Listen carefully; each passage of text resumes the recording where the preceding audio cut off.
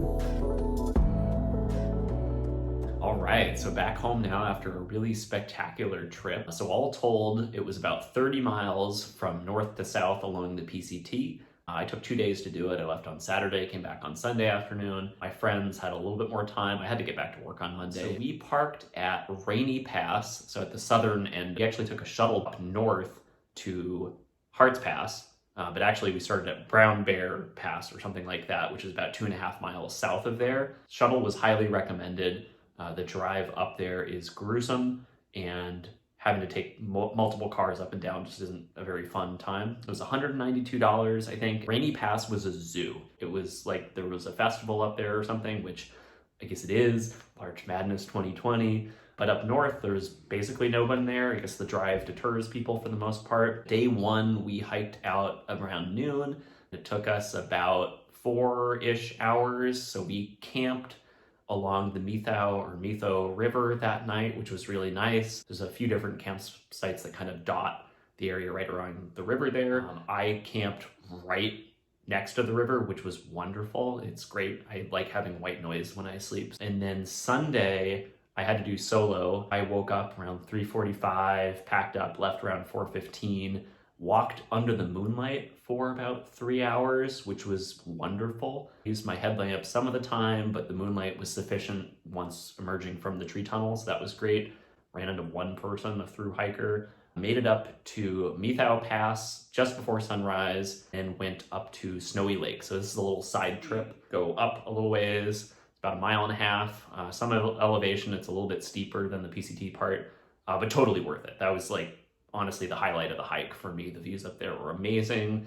Great place to have a break, have a cup of coffee. The section from Methow Pass to I think Cutthroat Pass is where I did most of the filming. Mixture of holding my iPhone for a while, but then I also used this gimbal, this home iSteadyX gimbal. It has a tripod that you can fold out, stick down, and catch some cool shots. I tried to find ways to capture kind of the drama and the scale of the scenery and make myself look really tiny. Got to Cutthroat Pass, I think, and there were crowds of people everywhere. Hordes of people and dogs. One person had 4 dogs. Probably 70% of people were wearing masks. I was wearing a mask at that point because it was impossible to maintain social distance. And I stopped filming at that point because there was just too many people around. It wouldn't have been very fun. And so instead I started running. I think I ran probably 10 miles back down to the car at that point. I used Gaia GPS. You can download offline maps, use GPS in airplane mode to figure out where you are. Couldn't figure out how to display the elevation profile while I was en route. I looked out before the trip, so I knew approximately what I was doing, but most of the elevation change was a surprise. I've included links to my AllTrails maps that I made one for day 1, one for day 2, just so you can check out what it's like. Some of the side trips that I did weren't captured there. I tried going up Golden Horn Peak from Snowy Lakes, which there's no trail on the map for, so I got lost, so there's that. Highly recommend doing this hike. Make sure to like or comment or subscribe if you want to see more videos like this. I shot everything on my iPhone 11 Pro Max, which was interesting at times because there are some shots that are way overexposed. Maybe try my Nikon next time. I'm also interested in getting a drone to do those really awesome aerial shots while hiking. So I might do that in the future. So anyway, thanks for watching. Bye. See ya. Peace out.